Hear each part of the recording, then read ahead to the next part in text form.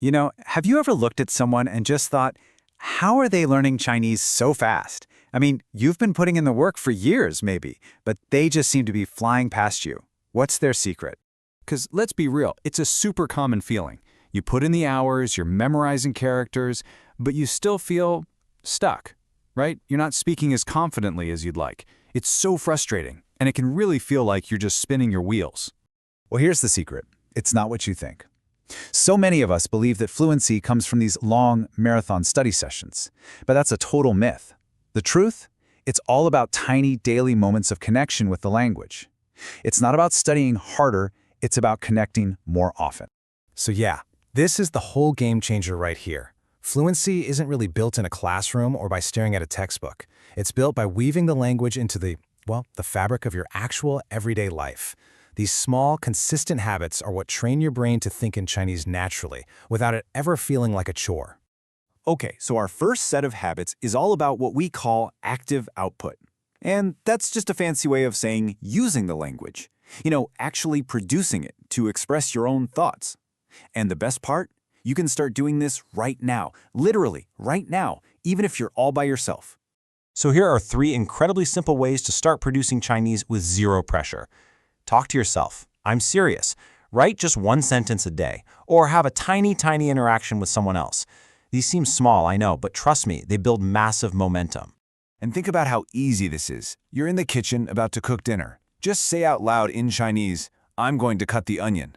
Or at the end of the day, you can write down, "I drank 3 cups of coffee."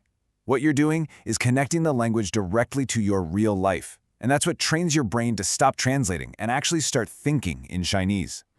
And when you're feeling a little braver and you're ready to interact, it doesn't have to be some deep philosophical conversation. Just hop on an app like HelloTalk, or leave a super simple comment on a YouTube video, or even just use ni hao and xie xie when you get the chance. Every single one of those tiny interactions builds your confidence and proves to yourself that, hey, you can do this. All right, let's switch gears a bit and talk about input, specifically reading. For a lot of us, reading practice just feels like a pop quiz we're destined to fail.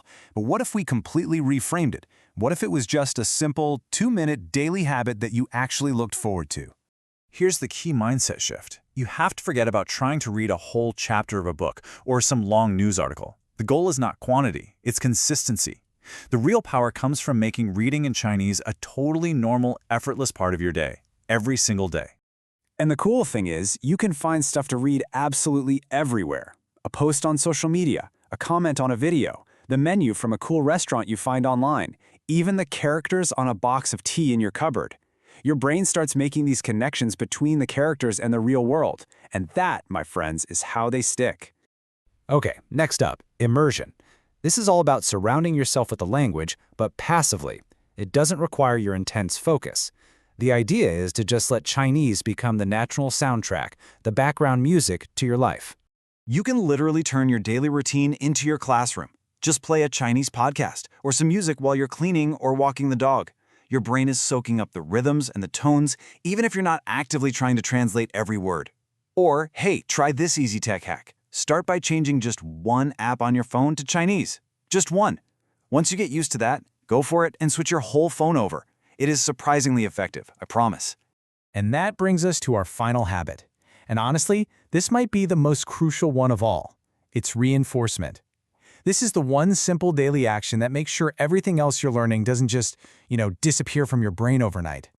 I absolutely love this analogy. This daily review isn't about learning new things, it's just maintenance. You wouldn't go a day without brushing your teeth, right? Well, this is the same idea. You're just dusting off the knowledge you already have, keeping it fresh and easy to find so it doesn't fade away. And that's all it takes, just 5 minutes. Seriously, while your coffee is brewing in the morning, you can flip through a few digital flashcards on an app like Anki or Pleco. These apps use a really powerful technique called spaced repetition, which is scientifically proven to lock words into your long-term memory. We're talking 5 minutes for massive results. It's a no-brainer. Okay, so we've covered a lot. But look, information is totally useless without action. The goal here is not to try and start all of these habits tomorrow. Don't do that. The goal is to start just one of them today. Because that's the ultimate takeaway here. Learning a language isn't a sprint, it's a journey made up of tiny, repeatable steps. Every single sentence you read, every word you manage to say, It all adds up. It's the consistency of these small actions that builds real, lasting fluency. So, I'm going to leave you with this one question. Forget about some big, complicated study plan for next week. Just look back at these simple habits we talked about and pick one. Just one. Pick the easiest one, the one you can do the second this explainer ends. So, which one is it going to be?